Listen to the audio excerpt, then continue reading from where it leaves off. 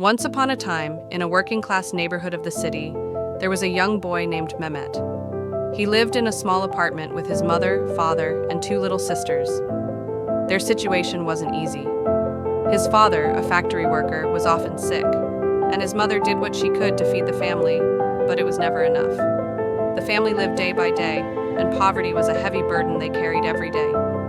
Mehmet, despite his young age, understood the harshness of life. Every day after school, he would go to the business district where wealthy people drove their shiny cars, wearing elegant suits and shoes that gleamed like mirrors.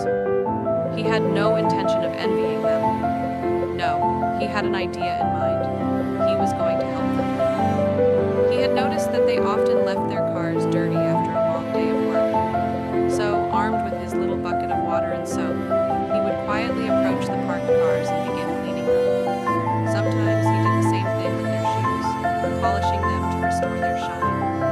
Every gesture was a promise, a glimmer of hope.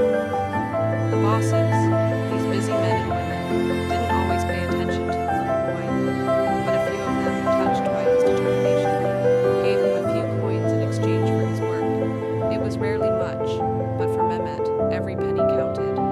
Those few coins allowed him to buy bread, milk, and sometimes even a little chocolate for his sisters.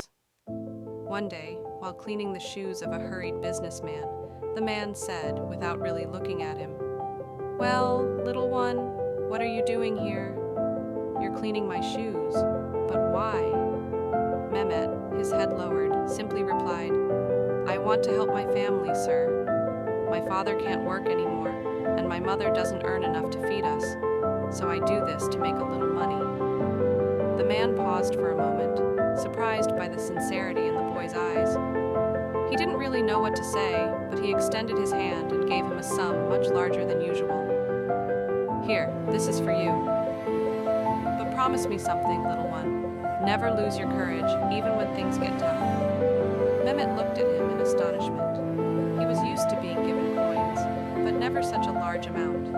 He wasn't sure how to react, but he nodded, took the money, and rushed home, his heart pounding with hope. He bought bread and vegetables, and that evening, Mehmet's family ate their fill for the first time in a long while. Mehmet's mother cried